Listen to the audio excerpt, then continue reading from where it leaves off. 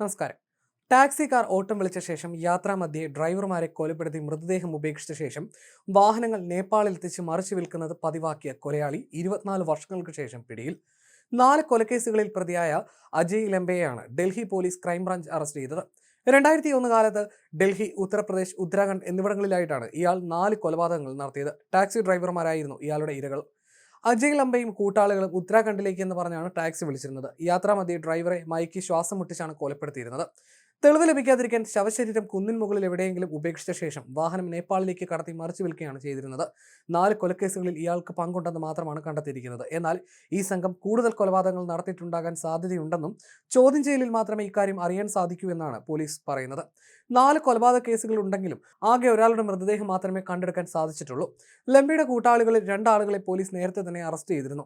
ഡൽഹി സ്വദേശിയായ ലംബ 6ാം ക്ലാസ്സിൽ പഠനം ഉപേക്ഷിച്ചതിന് ശേഷം ഉത്തർപ്രദേശിലെ ബറേലിയിലേക്ക് താമസം മാറ്റുകയായിരുന്നു. ഇവിടെ വെച്ചാണ് ലംബ ധീരേന്ദ്ര, ദിലീപ് നേഗി എന്നിവരുമായി സൗഹൃദത്തിലാകുന്നത്. ഇവരുടെ സഹായത്തോടെയാണ് ലംബ കൊലപാതകങ്ങൾ ആസൂത്രണം ചെയ്തത്. പോലീസും ക്രൈംബ്രാഞ്ചും ലംബയെ പിന്തുടരാൻ തുടങ്ങിയിട്ട് ഏറെക്കാലമായി. 2008 മുതൽ 2018 വരെ ഇയാൾ നേപ്പാളിലായിരുന്നു. പിന്നീട് ഡെറാഡൂണിലേക്ക് കുടുംബത്തോടൊപ്പം മാറിയായിരുന്നുവെന്നും പോലീസ് പറഞ്ഞു. പലതവണയായി ഒഡീഷയിൽ നിന്ന് കഞ്ചാവ് ഡൽഹിയിൽ വിതരണം ചെയ്യൽ, അനധികൃതമായി ആയുധം സൂക്ഷിക്കൽ, ഒഡീഷയിൽ തന്നെ ജ്വല്ലറി മോഷണം എന്നീ കേസുകളിലെല്ലാം ലംബ അറസ്റ്റിലായിട്ടുണ്ട്. എന്നാൽ ഈ ഘട്ടത്തിലൊക്കെ മോഷണം, കഞ്ചാവ് വിതരണം ഇതേക്കുറിച്ച് മാത്രമേ ചോദ്യം ചെയ്യലിൽ പോലീസിനോട് സമ്മതിച്ചിരുന്നുള്ളൂ.